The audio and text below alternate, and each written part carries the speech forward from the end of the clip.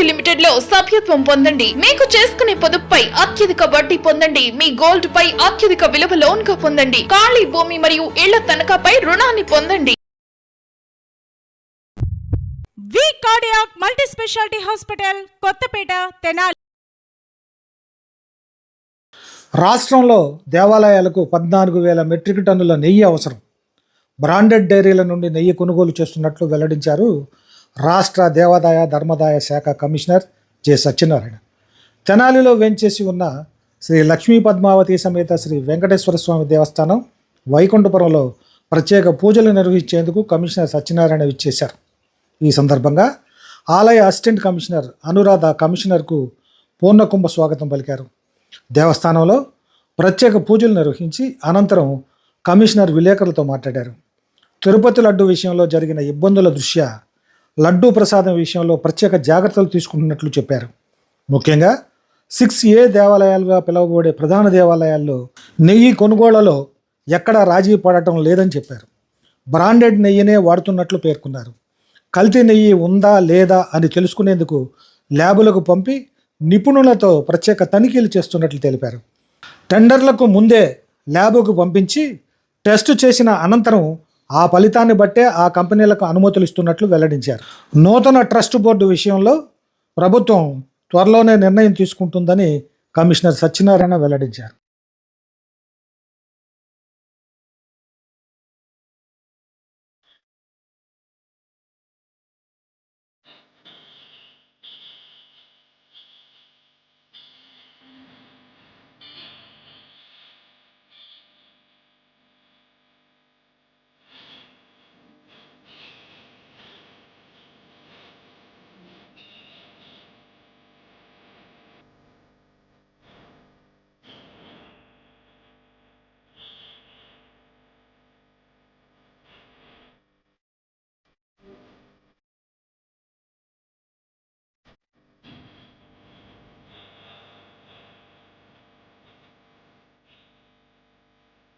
దేవాలయాల్లో లడ్డు ప్రసాదాల విషయంలో అది అన్ని పరిశీలన చేశానన్నారు. మరి ఎక్కడన్నా కానీ ఇలాంటి దొరుకులాగే కాలంలో ఇబ్బంది కలిగింది. మనకి ఇప్పుడు పడితరం గురించి మనం ఏం చేయాలి, ఎలా చేయాలని దిట్టంకు సంబంధించి మనం గతంలో కూడా దేవాదాయ ధర్మదాయ శాఖ వారు నిర్దిష్టమైనటువంటి ఇన్స్ట్రక్షన్స్ ఇచ్చారు. తదనుగుణంగానే మనం ఇప్పుడు చూసుకున్నట్టయితే దాదాపు మీరు అంటున్నటువంటి విషయాన్ని చూసుకున్నట్టయితే 14,000 మెట్రిక్ టన్నుల మనకి నెయ్యి అవసరం. అన్ని గుళ్ళలోనూ వాడుతున్నారు. మన దరిదాపు పెద్ద గుళ్ళు ఏవైతే ఉన్నాయో మేజర్ టెంపుల్స్తో పాటు అంటే శ్రీశైలము, శ్రీకాళహస్తి, అదే రకంగా సింహాచలం, అన్నవరం, ద్వారక తిరుమల, కాణిపాకం, ఈ గుళ్ళతో పాటు మనకి అమ్మవారి గుడి దుర్గగుడితో పాటు మిగతా గుళ్ళలో కూడా దరిదాపు ఒక 6A టెంపుల్స్ ఏవైతే ఉన్నాయో అట్లన్నింటికి సంబంధించినటువంటి దాన్ని కూడా మనం ఈ కోఆపరేటివ్ డైరీసు, ఆ స్థానికంగా ఉన్నటువంటి డైరీస్తో పాటు బ్రాండెడ్ ఏవైతే ఉన్నాయో నందిని లాంటివి కానీ లేదంటే ఇక్కడ మనకి సంఘం కానీ ఇటువంటి డైరీలు ఏమన్నా విజయ డైరీ ఇటువంటి వాళ్ళ నుంచే మనం కొనడం జరుగుతుంది. తప్పనిసరిగా ఈ నాణ్యత విషయంలో రాజీ లేదని చెప్పేసి తెలియజేయడం జరిగింది. దాని మీద మేము ఈ మధ్యకాలంలో కూడా సమీక్షించాం. ఈ తప్పుడు ఇవి ఎప్పుడు కూడాను ఈ కల్తీ ఉందా లేదని తెలుసుకోవడానికి ల్యాబ్కి పంపించి అవి ముందుగానే మనం మధ్యకాలం నుంచి టెండర్లో కూడా ఏమంటున్నామంటే అది ఆ ఐటెం ముందు సెలెక్ట్ అయిన తర్వాతే దానికి ఎటువంటి ఇబ్బంది లేదని తర్వాతే మనం పెట్టాలని చెప్పేసి ఒక నిబంధన చేపట్టబడుతున్నాం. దీనికి సంబంధించి తప్పనిసరిగా అన్ని జాగ్రత్త చర్యలు తీసుకోవడం జరుగుతుంది. నూతనంగా కమిటీలు ఎప్పుడైపోతున్నారు సార్? నూతనంగా అంటే ఈ మధ్య అది కూడా ఉంది. యాక్చువల్గా మనకి ప్రతి ట్రస్ట్ బోర్డులో కూడాను ఒక బ్రాహ్మణులకి సముచిత స్థానం కల్పించాలని చెప్పేసి రాష్ట్ర ప్రభుత్వం ఉంది. దానికి కూడా త్వరలోనే ప్రభుత్వం వారు అది మన మంత్రిమండలి ముందు వారు ఆమోదించిన పేమెంట్ ఆర్డినెన్స్ వచ్చిన తర్వాత తప్పనిసరిగా అది కూడా అవుతుంది. సో ఆ రకంగా మనకి ఏదైతే వైదిక పరంపర, వేద పరంపర, మన హిందూ ధర్మ సంస్కృతి దానికి సంబంధించి రక్షణకు సంబంధించినటువంటి అన్ని చర్యలు చేపట్టడం జరుగుతుంది. ముఖ్యంగా ఆంధ్రప్రదేశ్లో దేవాలయాలకి ఎంతో విశిష్టమైనటువంటి ఆదరణ ఉంది.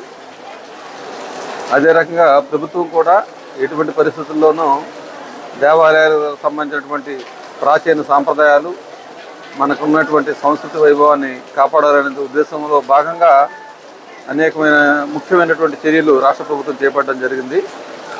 దానిలో భాగంగా మనం చూసుకున్నట్టయితే ఈ మధ్యకాలంలో ప్రతి దేవాలయంలోనూ ఉన్నటువంటి వైదిక సాంప్రదాయాలు, మనకి పూజా విధానాలు, యజ్ఞాలు, యాగాలు సంబంధించి ఎటువంటి పరిస్థితుల్లోనూ ప్రతి గుడిలో కూడా ఒక వైదిక కమిటీ ఉండాలని, ఆ వైదిక కమిటీ దేవాలయాల యొక్క స్వయం ప్రతిపత్తిని కాపాడుకుంటూ మన ప్రాచీన సాంప్రదాయాలతో పాటు పూజ విధానాలు ఇవన్నీ సక్రమంగా చేసేటట్టు మత విశ్వాసాల పట్ల ప్రభుత్వ అధికారుల యొక్క ప్రమేయం లేకుండా చేయాలనే ఉద్దేశంతో జిఓఎంఎస్ నెంబర్ 223 అనేది ఇవ్వడం జరిగింది. అది ఈ మధ్య కాలంలో ఇచ్చున్నారు.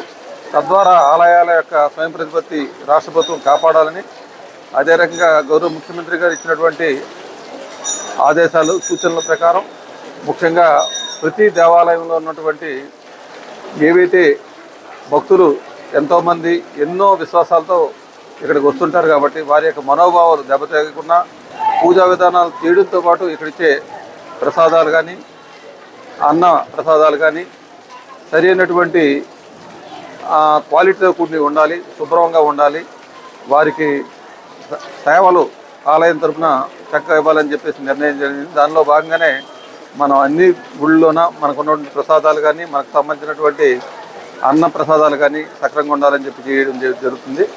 అదే రకంగా గుళ్ళకు సంబంధించి అర్చక స్వాములు అంటే రాష్ట్రంలో ఉన్నటువంటి అర్చకుల యొక్క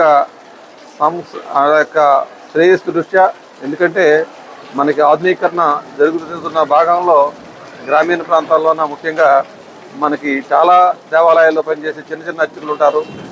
ఆ గుళ్ళకి మినిమం ఇటువంటి దూపదీప నైవేద్యాలు లేవని భావంతో వాటిని సక్రంగా చేయాలని ఉద్దేశంతో సుమారు 5,400 గుళ్ళకి ఈ మధ్యకాలంలో అర్చక స్వాములందరికీ యొక్క లబ్ధి చేకూర్చడంలో భాగంగా దూపదీప నైవేద్యం కింద మనం ఇప్పుడు గతంలో ఉన్నటువంటి 5,000 రూపాయలని ఇప్పుడు 10,000 రూపాయలు ఇవ్వడానికి కూడా రాష్ట్ర ప్రభుత్వం జీవో ఇవ్వడం జరిగింది. దీనివలన మన వైదిక సాంప్రదాయాలు గ్రామీణ ప్రాంతాల్లో చిన్న చిన్న గుళ్ళకి ఆదరణ, తద్వారా ప్రజల్లో ఒక రకమైనటువంటి ఆధ్యాత్మిక భావనతో వారి యొక్క జీవన శైలి కొనసాగించుకుంటూ సమాజంలో సర్వేజన సుఖనోభవంతు అనేది ఏదైతే మన సనాతన ధర్మం యొక్క విలువలు ఉన్నాయో ఆ విలువలను కాపాడంలో భాగంగా రాష్ట్ర ప్రభుత్వం ఇటువంటి కార్యక్రమాలు చేయడం జరుగుతుంది. అదే రకంగా సమీపంలోనే మనకు అర్చక స్వాములకి మినిమం రెమ్యూనరేషన్ అంటే గతంలో మనకి ఇప్పుడు 10,000 రూపాయలు ఏ దేవాలయంలో అర్చక స్వాములకు వస్తుందో ఆ అర్చక స్వాములకి 15,000 రూపాయలు పెంచడానికి కూడా రాష్ట్ర ప్రభుత్వం నిర్ణయించింది. దాన్ని కూడా త్వరలోనే ప్రభుత్వం జీవో విడుదల చేయబోతుంది. ఈ రకంగా ఒక పక్క మనకు ఉన్నటువంటి పూజా విధానాలు, అర్చకుల యొక్క సంక్షేమంతో పాటు భక్తుల యొక్క శ్రేయస్సు, మన పరంపర ఏదైతే ఉందో మన భారతదేశంలోనే ముఖ్యంగా మన హిందూ సాంప్రదాయాల్లోనే మన గుళ్ళు అన్నింటిలో పరిరక్షణ చెంది రాష్ట్ర ప్రభుత్వం యొక్క ముఖ్యమైనటువంటి ఆకాంక్ష. తదనుగుణంగానే మనం ఇన్ని సంస్కరణలు అనేవి ఈ మధ్యకాలంలో దేవాదాయ ధర్మదాయ శాఖలో మనం చేపట్టడం జరిగింది.